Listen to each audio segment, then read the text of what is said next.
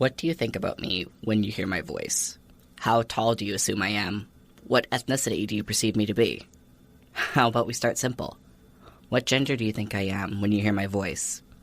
You're listening to the Langara Voice podcast. I'm your host, River Huckleberry Curo, and my pronouns are he, him. This episode, we're going to spend some time today talking about voices. Specifically, how your voice can be changed to better align with your gender identity. For transgender and non-binary people, their voices can sometimes be a source of dysphoria or even a safety concern. Sherry Zelazny of the Changing Keys program here in BC is a registered speech-language pathologist. Changing Keys is the only free government-based vocal training program for trans people in all of Canada. We talk about finding the voice that reflects who you are and how you feel and how you want to communicate. Zelazny pointed out that this type of care is often prompted by societal pressures to sound a certain way. In a perfect world, we would not be doing this. Clearly, that's not the perfect world that we're in, and people do make impressions based on sound of voice. We do it all the time. Everybody does it all the time. But it can be certainly very traumatic and emotional for somebody who is presenting themselves and then gets misgendered by the sound of their voice. The BC Medical Services Plan does not cover any other type of outpatient voice treatment. Sessions that are not covered by employment insurance can cost upwards of $100 an hour.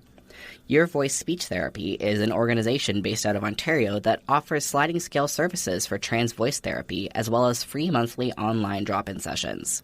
Laura Jansen, along with their colleague AC Goldberg, explores the main concepts of voice training in these workshops.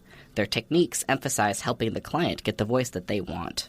The voice is so malleable, and I think that's an important thing for us to recognize within any kind of voice modification, voice expansion, gender-affirming voice work, whatever we want to term this, that a lot is possible with the voice.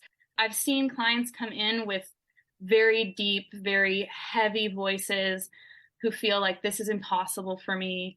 And within a couple months, they have a voice that they're really happy with. They're being gendered correctly on the phone. And it's not strenuous.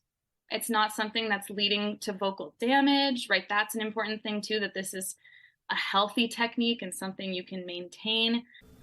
According to Jansen, although it is intuitive to focus on changing pitch first when attempting to alter your voice, it's not the most important factor. Resonance, buzziness, addition of vocal fry, and where you carry your voice in your mouth and throat all affect the way that your voice presents. So keeping the pitch just the same, but changing the size of the instrument. So for example, if I were to use a filler word like and have it at a certain pitch, I can take that and open the space. Now I have a lot more space. This sounds dark. This sounds bright. This is a smaller space, but I'm still on the same note. When I go to here, I haven't shifted the pitch. The pitch is staying the same. The resonance is what's changing. One of the things that Jansen and Goldberg discuss in these free workshops is the idea of safety sets. These can be a few simple words or lines that trans folks can use, such as giving your address to a cab driver. That doesn't necessarily reflect a voice that they can sustain long term. The purpose of these is to avoid being misgendered in certain short situations for the sake of safety. AC Goldberg was able to do a demonstration with me. Sure, I can try. All right, let's go for it, River. So this is my natural voice, and I'd like a medium-sized double-double and a vanilla dip donut. For the first thing I want to do with you before we even try and get you into that set is take a deep breath and have an audible sigh like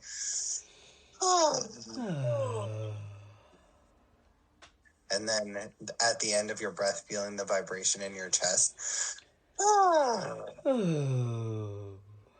And now keeping that open and ask for your tall double-double or a coffee order that I can't remember. A medium-sized double-double and a vanilla dip donut. Ooh, how did that feel? Very different. I could feel it moving down my chest. This type of voice modification can be ultimately essential to quality of life. For Anya Binder, a trans feminine student in Ottawa, sessions at Your Voice have helped her tremendously. Mainly it gave me a voice, or literally giving me a voice that made me much more confident. It allowed me to really express myself, to be able to go out and really be myself and pursue the very best version of myself and put my very best self forward, which wouldn't have been possible had I still been in my incongruent voice. Sliding scale pricing has helped Binder be able to afford the voice training that she needs, but she does say that insurance coverage could be improved. On the other hand, I think of it as, what's the price that I'm willing to pay to have a voice that I like? This is who I am. My voice is, in a sense, who I am. It's who people, when people hear my voice, that's who they think I am. And what kind of a price am I willing to put on getting a voice that really sounds like I do? And what is the point? What's the price of self-confidence? What's the price of feeling motivated to go out and speak to people and have an avid social life? Those are factors to consider. For trans folks everywhere, our voices matter a great deal. Training such as this can help us use our true voices, in more ways than one. Not every trans person wants or needs this type of therapy, but for those that do need it, it can make an enormous difference in how they are perceived and how they move through the world. This was River Kiro with the Langara Voice.